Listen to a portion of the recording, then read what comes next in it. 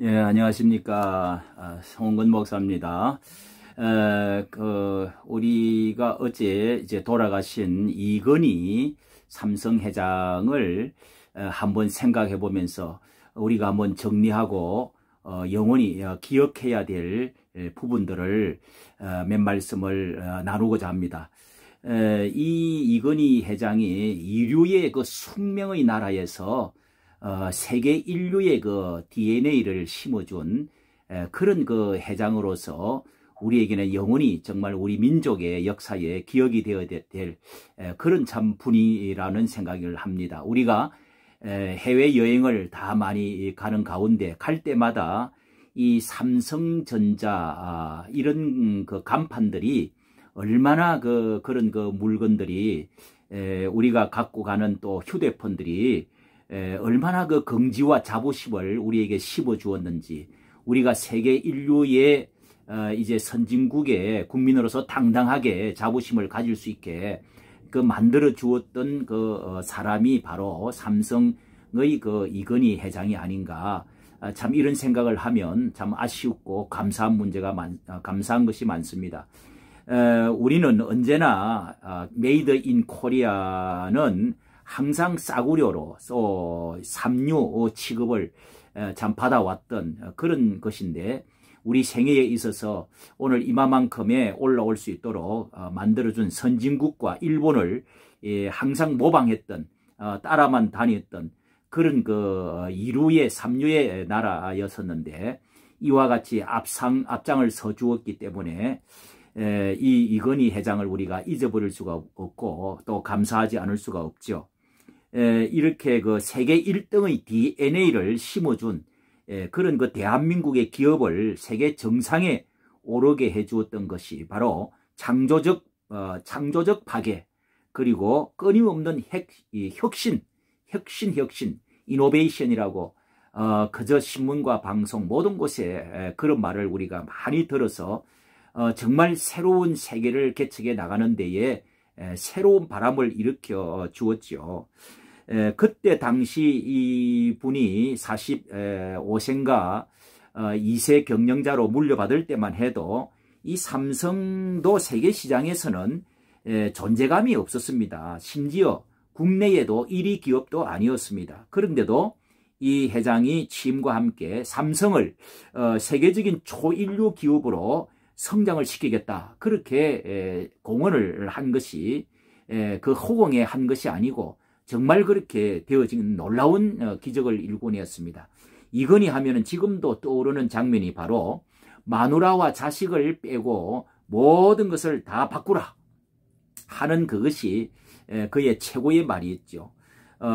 이 프랑크푸르트에서 경영선언을 그때 했던 그 말이 이 휴대전화의 품질을 향상을 요구하면서 그리고 또 애니콜 이 덮게 했던 애니콜 휴대전화 그 15만 대, 16만 대를 한꺼번에 불을 살려버리면서 휴대전화 화형식을 하면서 삼성이 죽느냐 사느냐 갈림길에 있다고 하면서 위기의식을 불러일으키고 사람들을 다시금 일어나게 만들었던 놀라운 그 신화 같은 이야기가 있죠. 이 반도체와 휴대전화 그리고 TV 사업을 세계의 1위로 성장을 시켰고, 삼성 브랜드 가치와 함께 세계 톱 10위로 끌어올리고, 우리 대한민국도 역시 세계 이제 경제 성장 12, 11위권에 같이 한번 들어서게 된 것이죠. 그렇게 해서 그는 또 뿐만 아니라 이 양과 질에 있어서도 모두 일본 기업을 압도한 최초의 경영자이기도 합니다. 우리가 늘 일본에 이렇게 뒤따라갔고 모방해왔고 늘 눌려 있었던 것인데, 처음으로 일본을 뛰어넘을 수 있는 그런 그 신화를 만들어 주었던 것입니다. 우리가 미국에 가도 당당하게 설 수 있는 그런 참 민족이 되어질 수가 있도록 해준 것이죠. 가전 반도체 이런 문제에 있어서는 거기를 이렇게 해서 이제 일본을 극복을 할 수 있었던 것입니다. 일본, 미국 업체를 따돌리고 반도체 독주 체제를 28년이나 지금 이렇게 1위로 달리고 있습니다. 그가 이제 죽을 때에 이렇게 저는 이제 그 아버지 때는 이병철 그 회장님이 상당히 그 철학적인 그 좀 면이 있고, 그리고 나라를 그 1세대에서는 나라를 참으로 그 사랑했던 뭐 정권과 또 이렇게 유착 관계도 있는 뭐 여러 가지 소리를 듣지만은, 그래도 이 부국 기업이라고 하는 그런 모토, 이런 것을 나라를 생각하는 그런 것들이 그래도 우리에게 긍정적인 그런 그 시대를 열어주었습니다. 그런 경영 철학이 있었고요. 그리고 그가 아버지가 죽을 때에, 이병철 그 회장이 죽을 때 편지를 어느 신부에게 심중하게 이제 마지막 이제 생을 마감하면서 쓴 편지를 보니까 20몇 가지의 그 질문을 심각하게 정말 그렇게 보낸 편지가 있는 것을 읽어보았습니다. 거기에 보니까 정말 사람은 영혼이 있느냐, 이런 것을 물었고, 그리고 뭐 이제 하늘나라에는 어떠냐, 그리고 이제 죽음 저 너머에 천국과 지옥이 있느냐, 그리고 성경이라고 하는 것이 진짜 하나님의 말씀이냐, 뭐 이런 여러 가지 어떤 그 철학적이면서 신학적인 그런 진중한 질문을 마지막에 유언처럼 마지막에 글을 써서 보냈던 것이 이제 책으로 되어져 나온 것도 있습니다. 그러면서 이제 이병철 그 회장은 공술의 공수거라고 하는 그런 그 글을, 공술의 공수거, 그러니까 빈손으로 왔다가 빈손으로 가는 인생이라는 것을 가장 좋아하는 문구라고 해서, 그가 창업주가 쓴 서예 작품으로 이병철 회장은 이 글귀를 너무 좋아해가지고 170점이나 작품으로 남겼습니다. 그러면서 이건희 회장도 자신의 집무실에서 이 성지훈의 부친이 쓴 이 작품을 늘 걸어놓고 그렇게 있었다고 하네요. 그래서 이런 그 어떤 철학적인 것, 인생은 언젠가는 빈손으로 가게 된다.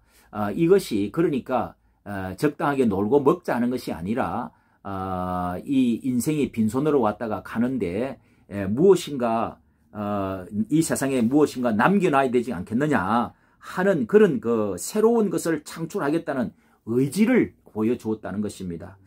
이 세계적으로 국내에는 부동의 1위의 부자고 세계의 67위의 대부호가 되어진 사람이 공술의 공수거라고 하는 철학을 가지고 있었다는 것, 이거는 또 그 다른 여러 많은 사람들이 이런 것을 이제 구멍을 둘을 뚫어 가지고 알렉산더 대왕도 그렇게 해서 두 팔을 그렇게 내어놓고 손을 펴고 죽었다는 말이 있지 않습니까?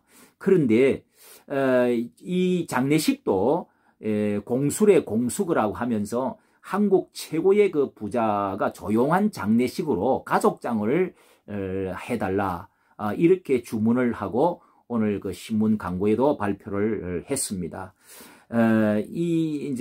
그런데 그분이 말했던 여러 가지 이제 말들을 우리가 참 기억을 해야 되겠고요. 그 중에서 이런 말이 또 참 있습니다.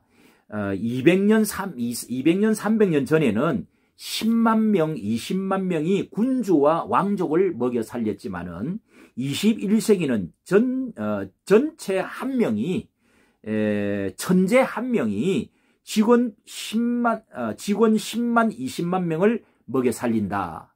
천재 한 명이 직원 10만, 20만 명을 먹여 살린다. 이런 말도 남겼네요. 그렇게 정말 엘리트를 키워서 열심히 해가지고 백성을 먹여 살리겠다고 하는 그런 경영 철학도 참으로 우리가 또, 그리고 항상 우리가 뛰어가되 앞장을 서려고 하되 발 뒤꿈치 발목은 잡지 말라. 발 뒤꿈치 발목을 잡지 말자. 참 이런 말도 굉장히 감명 있게 참 들었습니다.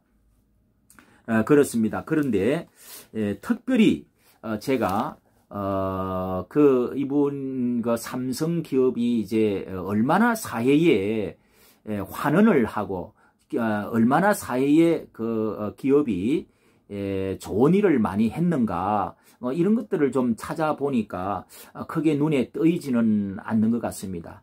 그러면서 이제 민노총, 한노총에서는 기업이 이제 노동자 운동을 하지 못하도록 노동조합을 만들지 못하게 하고 또 나중에 만들었지만은 많은 노동자들을 이렇게 억압을 하고 그리고 이제 거기에서 산업재해로 죽었던 많은 사람들이 10년 동안이나 투쟁을 하면서 아직도 시원하게 해결을 하지 못했다 하는 이제 그런 것들을 이제 보게 됩니다.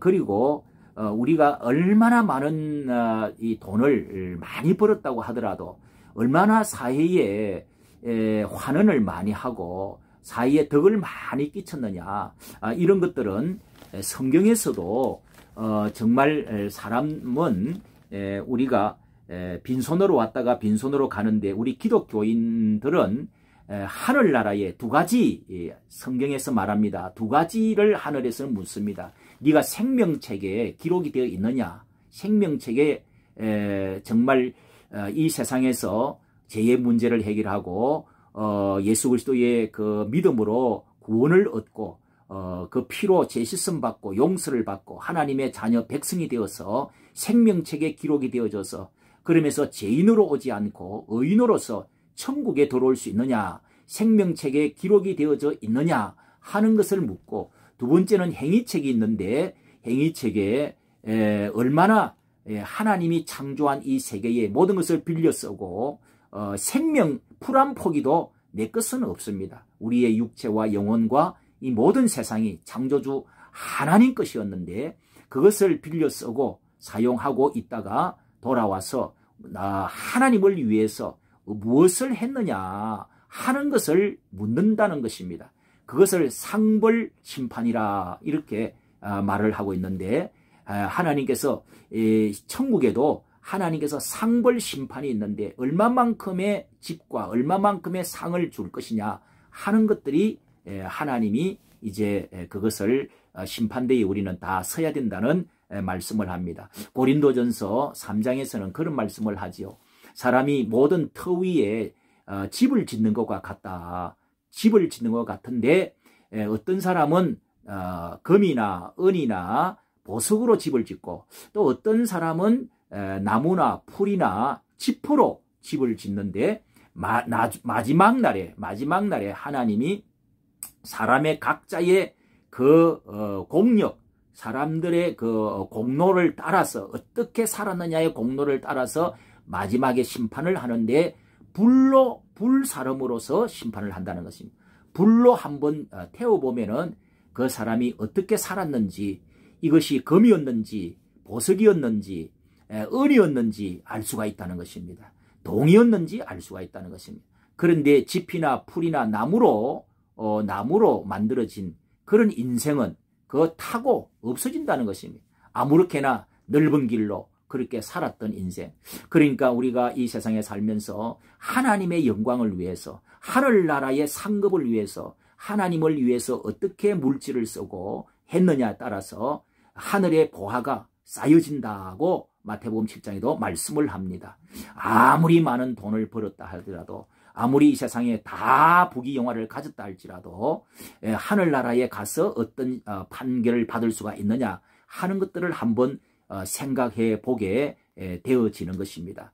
우리가 비록 좀 못 가졌다고 할지라도 하나님을 위해서 이렇게 쓴다는 것은 헌금을 드린다고 하는 것은 무슨 하늘나라에 쑥 날개를 타고 올라가는 것이 아니라 하나님 영광을 위해서 이 세상에 쓰면은 그것이 바로 가난한 자들에게 가고 그것이 바로 이 사회의 공력이 되어지고 동시에 하늘나라의 상급으로 주어지는, 영원히 주어지는 놀라운 축복이 있다는 것을 생각해 보면은 이 세상에서 좋은 철학을 가지고 했고 또 열심히 노력해서 세계 인류의 기업을 이루고 이 부자를 이루었다 할지라도 하늘나라에서는 찾을 수가 없다면은 그것이 얼마나 또한 애석한 문제냐, 이런 것을 생각해 보게 되고 새벽에도 이런 말씀을 저는 전했습니다. 우리 다 언젠가는 인생의 끝날에 오늘 이와 같은 열심으로 살아서